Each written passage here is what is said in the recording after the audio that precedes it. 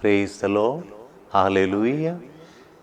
मोगाच्यानो mother Teresa ती खांगडाडी येवंचार आशिल्ली आनी एक भयण तिका कलकत्ता मदर तेरेसाक मेळोवन आयिल्ली आनी तिका बगलो संतोष, तिका बगलो आनंद थंय तिका मदर तेरेसा मेळटा आसतना तिणें तिचेर माथ्यार हात धरून मागणें केल्लें.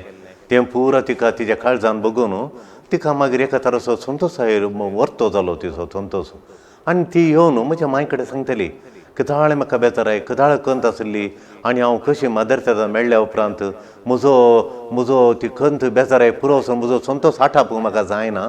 तुवें एक देवजो लागीं माग, एक दीस तुका फावो जातालें म्हणून. आनी तें म्हणटाना मदर तेरेसा कांगनाडी येता म्हणून जालें, कांगनाडी आस्पत्रेक भेट करता म्हणून जालें थोड्या म्हयन्या उपरांत तिणें सांगल्या उपरांत. आनी ते वेळा मांय हुशार नासतना कांगनाडी आस्पत्रेंत आली आनी ही येवन हर एक दीस ओलो संतोश मदर तेरेसा येता, मदर तेरेसा कांगनाडी आस्पत्रेंत येता, तुका मेळचो अवकाश आसा म्हूण. आनी पयल्या दिसा येवन मांयच्या सांगता रावण ती एक नवो तुवालो हाडून मदर तेरेसा अशें तुवें लागयचें तो तिच्या हातांक लागयचें म्हणून हाडून दिवन आनी ती तितल्या उर्बेन आनी संतोशान मोगाच्यान त्या मोगाच्यान ती कोलो संतोश. आनी तुमकां पळय मदर तेरेसा पळयता म्हणटा मांय कोलो संतोश म्हणना, कोलो संतोश तिका मांयक पळयचे ते मांयन मदर तेरेसा पळयचे म्हणलो व्हरतो संतोश. आनी मांय कितें करता अत्रे कोण रावता आनी ती येवन दुसऱ्या दिसा येवन आतां ह्या दिकरावरांचेर मदर तेरेसा येना पाशार जाता म्हणून सांगून खबर हाडटा. हर एक नर्सां कडेन उलोवन सिस्टरां कडेन उलोवन ती तयार करता. आनी ती येवच्या पयलीं मसुलो खाल थंय आसलो वाडान आनी ती तशें त्या फातिमा वाड्यांतल्यान तेन्ना येतली. आनी मांय तक्षण वचून ती तेन्ना येता म्हणटाना मांय एकदम वचून तिच्या तुवालो वचून तिच्या हाता लागयलो मांयन ती गुली आनी मांयच्या माथ्यार हात धरून तिणें बेसांवन दिलो. इतलो लोक आसलो जाल्यार तिणें मांयक तें भाग मेळ्ळें मदर तेरेसान माथ्यार हात धरचें. आनी तो संतोश मांय कोली वर्णितली, कोली ती सांगतली आनी कोली ती गजयतलो तो संतोश ती सांगतली हेरांक वय तशें. आनी आमकां सांगतली एक चान्स मेळ्ळ्यार मदर तेरेसान तुज्या माथ्यार हात धरल्यार बरें म्हूण सांगतली. तशें ते चान्स पळय म्हूण देखून हांव खंय मदर तेरेसा त्या वर्सांनी तिणें मरच्या पयलें कधी बेंगलोर येता हांव बेंगलोर आलो, हांव धारवाड आसतना धारवाड येता घेवन हांव राखण आसलो आयलो ती आयल्यार तिणें म्हज्या माथ्यार हात धरचें म्हूण सांगून तशें.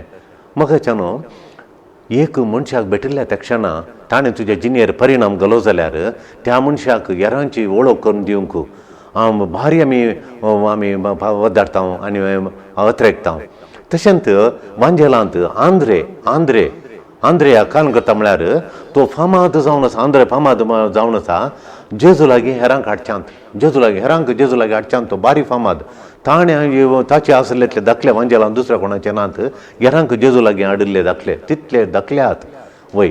देखून आंद्रे तितलो फेमस जावन आसा. तो जेजूक भेटुल्लोच बाबा सिमांक जेजू लागीं हाडटा वचून धांवता. हांवें जेजूक भेटलो, ये तूं ये, हांवें मेसाक पळयलो, ये तूं ये म्हणटा. जुवांच्या वंजेलांत अध्याय 1 30 आनी 5 40 आनी 2 मुसर वाचल्यार कळटा आमकां. तो सिमा पेद्रूक आपोवन व्हरता, जेजू लागीं आपोवन व्हरता. ताचे उपरांत जुवांच्या वंजेलांत 6 अध्याय 8 आनी 9 श्लोक आमी पळयलो जाल्यार तें खाल करता म्हळ्यार तो जेजू बुकेल्ल्या लोकांची बिरमत पावोन तांकां खाण दिवंक जेजू, तांकां जेवण दिवंक जेजू मुखार येता. आनी ते वेळा ते शिसां कडेन विचारता खाली म्हणे आसा की तुमचे कडेन उंडे आहात की हाडा तुमी म्हूण. हे नात कांय ना म्हणटा. ते वेळा आंद्रू काल करता म्हळ्यार आंद्रे काल करता म्हळ्यार धांवता एका भुरग्या लागीं, एक तरणाटो भुरगो ताच्या लागीं 2 मसल्यो 5 उंडे आसले तो पळयता आनी तो काडून ते 5 उंडे हाडून 2 मसल्यो काडून आनी जेजू काण दिता. तो जेजू काण दिता. जेजू कांडे पळय त्या ल्हान तरणाट्या भुरग्याक जेजू लागीं हाडलें. ताणें त्या तरणाट्या भुरग्याक उंडे मसले आशिल्ल्या भुरग्याक जेजू लागीं हाडल्या वरवीं काल जालें. तर तितल्या लोकांची भूक थांबली, तितल्या लोकांचें व्हडलें अजाप तें जालें. मागीर ग्रीक येतात जेजूक पळयचें म्हूण सांगतात. जुवांच्या वंजेलांत 12 अध्याय 25 20 आनी 3 आनी 20 आनी 4 श्लोक आमी वाचल्यार आमकां कळटा. ते ग्रीक येतात आनी आंद्रे कडेन सांगतात. कित्या हेरां कडेन सांगूना, तांकां गोत्ता आसा सगळें सांगतात. आंद्रेक धरलें काम जाता म्हूण ताका जेजूक हेरांक जेजू कडच्या हाडची एक उर्बा ताका आसा, एक ताका अत्रेक ताका आसा. कोणाक जाल्यार तो जेजू लागीं हाडटा. देखून तुमी काल करा, आंद्रेक धरल्यार तुमचें काम जाता म्हूण ताणें उरल्यान सांगलां. देखून ते आयले आंद्रे कोण म्हूण विचारतात आनी तो आंद्रे म्हूण.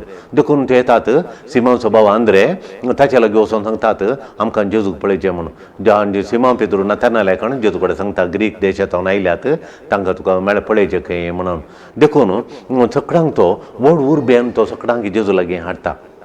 कित्याक तो हेरांक जेजू लागीं हाडटा म्हळ्यार आपणाचें जिवीत बदलिल्लो वो म्हजें जिवीत हांव कसो जावन आसलो थंय एक किरकोळ जावन आसलो आतां हांव कोण म्हजें तें आयिल्ली परिवर्तन म्हजें तें हाडिल्लो संतोश समाधान वो उल्हास म्हाका दिल्लो तो ताका हेरांनी ताचेर येजे हेरांनी ताचे आशिर्वाद जोडिचे आनी तांचे थंय संतोश उल्हास म्हजें तें आसलो संतोश तांचे थंय येवन तांची दुखाची जिणी परिवर्तन जावन संतोशाची समृद्धीची जिणी तांची जायचे म्हणून समृद्धीची जिणी जायचे म्हणून कशें म्हाका जेजून गूण केलां तांकांय जेजून गूण करचें म्हणून तो हेरांक जेजू लागीं हाडटा वय ताका सल्वसांचो संदेश सल्वसांचो संतोश ताका मेळिल्लो तो वगडोंक तयार ना तो घडये घडये नियाळटा स्मरण करता घडये घडये नियाळटा आनी तो संतोश हेरांक दिवंक तो पेसाडटा हेरांक दिवंक तो पेटाडटा देखून आमी उडास करीचे जेजून आमकां कितें केलां तें जेजून आमकां कितें केलां आमकां साल्वासांव दिलां पातकातावन बक्षिलां आमकां आमचो क्रिस्त ताणें खाणेलो ताची आमची कुर्सा शिक्षा ताणें भोगली आमकां आमच्या पातकां बक्षिलीं आमकां सत्नाचें जिवीत ताणें दिलां वो संतोश जेजून आमकां कितें केलां आमी उडास दवरचें आनी ती उर्बेन बरोवन हेरांक लागीं तें वांटीचें आमी हेरांक तें म्हणजे चिंत आंद्र्याक आशिल्लो काले आशिल्लो आंध्र आशिल्लो सोडोंदाराक जाणा जावंक आनी ताचे संगी वेळ करसूंक जोच्या वंजेलां पयलो अध्याय 30 आनी 8 जेजू सांगता सोडोंदाराक ताका जाणा जावंक जेजू कोण म्हूण जाणा जायचें आनी ताचे सांगता वेळ करशीचें वय आमी वांजेल वाचून शिकोवन आयकून जेजू कोण म्हूण जाणा जावन मागीर मागण्यांत वेळ करशिल्ल्या वेळार आमकां तो व्हरतो संतोशाता घेवन वय आमकां ताचो दाखलो स्मरण करचें जो आंद्रेचो दाखलो आमच्या मतीक येजे आंद्रेचो दाखलो आमकां आमी स्मरण करता भक्त आसल्यार मात्र पावना आमकां जेजूची भक्त आसल्यार मात्र पावना आमकांय ती जेजूचो मोग ताचो बगुलो मोग जेजून दाखयल्ली दया ताणें दाखयल्ली ती दया माया ती आमी हेरां लागीं वांटून काडूंक जेजून म्हाका बदलिलां हेरांकी बदलून दी म्हजी दूख आनी प्रकांड म्हाका संतोश दिला म्हाका बदलिलां हेरांकी ताणें बदलीचें म्हणली उर्बा आमचें तें आसलें आसाचें आनी हेरांकी जेजूची वळख आमी दिचें वळख दिचें आनी हेरांनी तो म्हाका बदलिलो तो उडास हांवें स्मरण आमी दवरचें आनी आंद्र्याक दोळ्या मुखार दवरचें आंद्र्याक ताका स्मरण करचें आंद्रेचो दाखलो ताणें कितें केलें पळय तें आमी मतीन दवरचें आनी आमी तो शंत करूंक शेअर करूंक हेला लागीं वांटून काडूंक आमी प्रयत्न करचे वय जेजूच्या संबंदांत न्हू मेळचो तो संतोश तो आमी हेरा लागीं वांटून काडूंक आमी प्रयत्न करचे वय आंद्रेन देवाच्या आपोण्याक पाळो दिलो आनी त्या वेळी जेजून ताका म्हळें आनी मुखार तूं मास्ती दर्शोनाय आनी मुखार मनशांक धरतलोय तूं मनशांक पागतलोय म्हणून मनशांक पागतलोय म्हणून माथ्याच्या वंजेलां 4 अध्याय 18 आनी 19 श्लोक सांगता आनी मनशां तूं मनशांक पागतलोय म्हळ्यार तूं आनी संवसाराच्या वस्तूंत मात्र न्ही हेरांचो दूख भायर काडूंक हेरां ते संतोश हाडूंक हेरांची जिणी दुखाची आसली ती संतोशाची जावन परिवर्तन करूंक तूं वावुरतालोय हे मस्तू जाणां म्हजे सरचेन हाडटलोय तूं म्हणून जेजू ताका सांगता आनी मुखार तूं मातली दर्शोनाय म्हणून मनशांक पागतलोय म्हण जेजू ताका सांगता वय देखून आमकांय जेजून एक एसायनमेंट दिलां एक होमवर्क दिलां एक काम ताणें दिलां काल्यां म्हळ्यार आमी उर्बेन बरोवन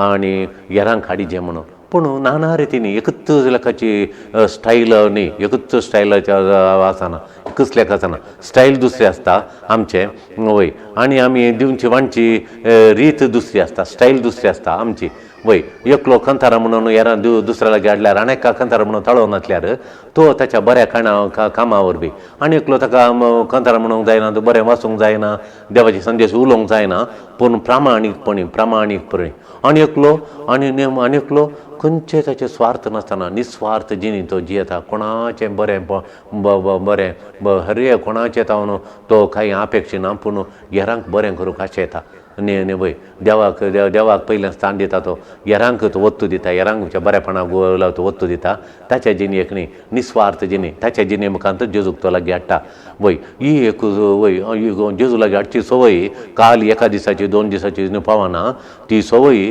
लायफ लाँग मरता म्हणसरी आमचें ती आसा ती आशा ती संवय आमची हेरांक जेजू लागीं हाडची देखून आमच्या जिणयेंत जेजून आमकां कितें केलां जेजून म्हाका कितले फावटी गूण केलां कितले फावटी म्हाका मार्गदर्शन दिलां हें कर नाका तें कर म्हणून आनी कितले फावटी त्राण दिलां कितले फावटी बळ दिलां आनी कितले फावटी म्हणजे बेजार एकावंट संतोश म्हाका म्हज्या जिणेंत घाला, आनंद म्हज्या थंय घाला. कितल्या लोकांनी मोगान उलोवच्या म्हज्या लागीं उगलोवच्या बरी केलां, कितल्या भुरग्यांक हांवें बऱ्या वाटेक हाडच्या बरी ताणें केलां. येंपरा चिंता आसतना, जेजू तें स्मरण करता आसतना, आंद्र्याचो धाकलो म्हज्या दोळ्या मुखार येता आसतना म्हाकाय जेजूचो मोग हेरांक वांटूंक, जेजूक हेरांक दिवंक चड आनी चड उर्बा येता, आमकां येता.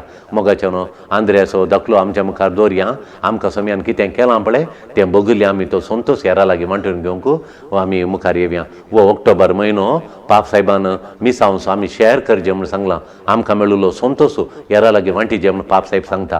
कशें म्हूण सांगता तो सेल्फलेसनेस तावन म्हळ्यार आमचे थंय निस्वार्थपणी आमी सेवा करतना आनी प्रामाणीकपणान आमच्या ऑफिसांत मार्केटींत प्रामाणीकपण आमी दाखयतना मार्केटींत जावं दी, ऑफिसांत जावं दी, आमी कामकाच्या जावं दी, कुटुंबांत जावं दी, आमी निस्वार्थ आसल्या वेळार प्रामाणीक आसल्या वेळार आमी हेरांक वडटा आमच्या लागीं. आळे पळय तो पळय कितलो बरो मनीस, आळे कितलो बरो तो निस्वार्थ सेवा करता, आळे पळय तो प्रामाणीक पळय कितलो, कांय हेरांचे जावन कांय डोंगिताचे ते ना म्हणटाना तो दिसता सगळ्यांक परजळटा, तो एट्रॅक्ट करता हेरांक एट्रॅक्शन करचें म्हणटा आमी.